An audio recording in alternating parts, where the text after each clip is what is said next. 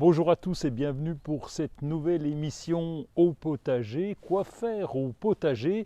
Nous sommes mi-novembre et c'est vrai qu'au niveau de la météo, on ressent bien que c'est mi-novembre. J'ai rajouté les petites laines parce qu'il fait frisquet, il fait 5 degrés ici dans les Vosges et ça pince un petit peu. J'espère qu'il fait meilleur chez vous. En tout cas, on a eu des épisodes très pluvieux, on est encore dedans, il y a eu des tempêtes. J'espère qu'il n'y a pas eu trop de dégâts dans vos potagers. On va quand même travailler un petit peu. On entend beaucoup parler de l'été indien. Bon, ça n'a pas été le cas cette année. Nous, c'est l'été de la Saint-Martin. Il y a un dicton qui dit d'ailleurs, l'été de la Saint-Martin dure 3 jours et un brin. C'est vrai que ça a été extrêmement court.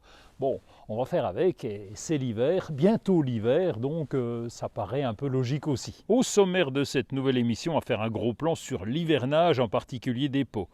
La plantation dans la serre, ben oui, on peut s'occuper de la serre en hiver. En ce moment, on va sortir les holas, à découvrir le Kale Garden. On va récolter les betteraves, oui, c'est la fin des récoltes, et puis nous allons protéger les petits figuiers. Les premiers froids commencent à s'installer. On va avoir d'ici quelques jours 1 degré la nuit, donc évidemment, on doit protéger les plantes les plus sensibles. Alors, quelles sont les plantes les plus sensibles? Eh bien, il y a d'abord celles qui sont en pot, les oliviers, les citronniers, les orangers, toutes ces plantes qu'on peut utiliser au potager en complément, et donc lorsqu'on est dans une région où il peut faire très froid, eh bien on va les protéger ou les rentrer pour l'hiver. Alors pour les plantes en pot, ça comprend aussi toutes les plantes décoratives, les dipladénia par exemple, eh bien on va les rentrer dans une véranda lumineuse, donc dans une pièce comme vous voulez, lumineuse, non chauffée et hors gel, de façon à maintenir un petit peu les conditions qu'elles ont traditionnellement en Méditerranée. Bon, évidemment, si vous habitez en Méditerranée, le problème ne se pose pas, ça peut rester dehors puisque vous n'aurez pas des gros coups de froid. Si jamais vous n'avez pas de place, eh bien, on va protéger le pot à l'extérieur. La première chose à faire, c'est de protéger la plante du vent puisque les plantes sont aussi sensibles aux températures ressenties. Il y a la température sur le thermomètre, mais la température ressentie est aussi très importante. On va donc les placer à l'abri du vent. Ensuite, on va surélever le pot avec des petites cales en dessous de façon à ce que l'eau en excès, l'eau de pluie en excès puisse s'évacuer facilement. Il y a beaucoup de plantes méditerranéennes qui sont sensibles à l'excès d'eau. Et puis on va emballer le pot avec de la bâche à bulles pour protéger les racines du froid, et la partie aérienne, on va finir avec un voile d'hivernage qui est capable de protéger de 3-4 degrés et surtout qui est capable de protéger du vent tout en laissant passer la lumière. Pour les plantes en pleine terre, les vivaces en pleine terre, comme par exemple la citronnelle, la verveine citronnelle qu'on peut planter au potager,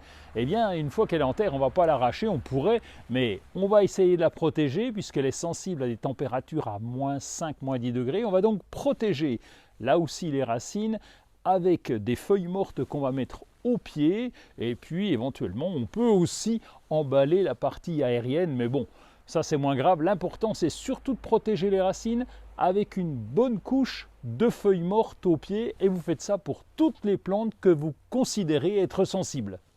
C'est tellement pratique d'avoir une serre au potager. Ça nous permet de commencer les cultures beaucoup plus tôt, au printemps, de faire des semis un petit peu en avance et de cultiver un peu plus tard malgré le froid, puisque la serre permet de protéger les plantes et du vent et du froid. Et cette serre, eh bien, elle serait normalement un peu inutile en hiver, mais non, parce qu'on va pouvoir planter. On va déjà bien nettoyer, la préparer, et l'intérêt, c'est de planter à nouveau. Et donc ici, pour l'hiver, eh bien, nous avons planté beaucoup de choses. Nous avons planté des radis noirs, des radis asiatiques, beaucoup de salades, de la frisée, de la laitue et des choux. Et donc toutes ces plantes, à partir du moment où on les entretient correctement, ça veut dire qu'il va falloir arroser régulièrement, parce que dans une serre, même pendant l'hiver, eh bien, ça peut chauffer très rapidement. Donc lorsqu'il y a du soleil, c'est bien d'aérer un peu et surtout de suivre l'arrosage. Et également de surveiller les petites bestioles, parce qu'il y en a, évidemment, comme il fait meilleur, les bestioles en profitent. Il n'empêche, pendant l'hiver, on va pouvoir avoir une récolte qui sera prête, allez, au début du printemps.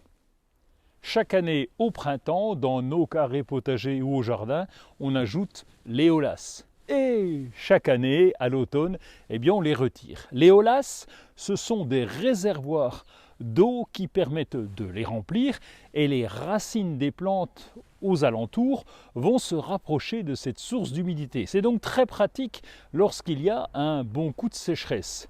Et ces holasses, eh bien, ils ont la particularité d'avoir l'eau qui va traverser à l'intérieur. Ça veut dire qu'en hiver, si jamais le gel est très fort, eh bien, il risque de geler. On va donc les sortir, les déplanter, entre guillemets, les vider bien entendu, et puis les stocker, les nettoyer et les stocker à l'abri, et on les remettra en place au printemps prochain.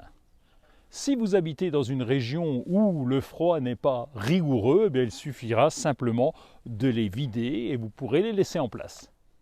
À l'automne, on y voit un peu plus clair au potager puisqu'il y a beaucoup moins de végétaux. Et c'est le moment pour installer les carrés potagers, si on souhaite évidemment avoir des carrés potagers. Et ici, nous avons choisi de mettre des keyhole garden.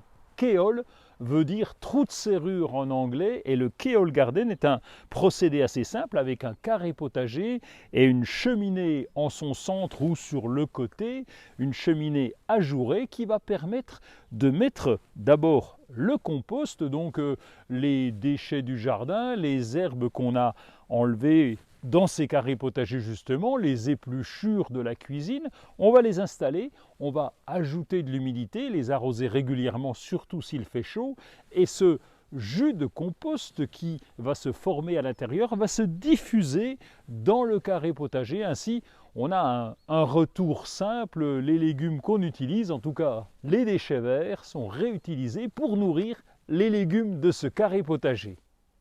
On arrive en fin de saison pour pas mal de récoltes et c'est le cas pour les légumes racines comme les betteraves. On va éviter de les laisser geler, donc s'il y a un gros coup de froid, ça serait dommage parce qu'elles pourraient pourrir rapidement. On va donc les arracher, ces betteraves, quelles qu'elles soient, on va les nettoyer et on peut les conserver de façon assez simple en les faisant cuire à la vapeur, en les découpant pour les congeler ou alors en les recoupant en morceaux pour les mettre dans du vinaigre. La betterave est un légume très intéressant puisque c'est une source de bêta-carotène, de vitamine A qui aide à la bonne santé de la peau et des yeux. Elle est aussi riche en acide folique. C'est un élément nécessaire pour assurer la bonne santé des cellules. Alors profitez de ces betteraves. Quelle que soit la région, à part peut-être en montagne, les figuiers n'ont pas vraiment besoin de protection puisqu'ils sont capables de tenir à des températures de moins 17 degrés, mais à deux conditions. D'abord parce qu'ils sont adultes et parce que le sol est très bien drainé. Ils ne supportent pas l'eau stagnante, en particulier en hiver.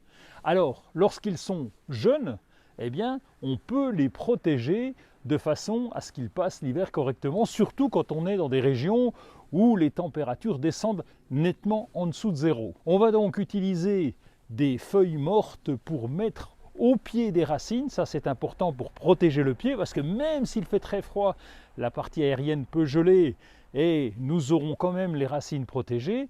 Et puis la partie supérieure, eh bien, on va pouvoir installer un voile d'hivernage qui est capable de protéger la plante de 3 ou 4 degrés, ça sera peut-être suffisant. On arrive à la fin de cette émission consacrée au potager. Vous voyez qu'il y a encore un petit peu de travail à faire. Alors si vous allez au potager dans les semaines ou dans les jours qui viennent, eh bien couvrez-vous bien, il peut faire froid. Utilisez un parapluie, je sais c'est pas pratique pour faire de la taille ou nettoyer, mais bon, on va être plus calme quand même pendant cette période. Mais nous on se retrouve dans 15 jours pour la suite.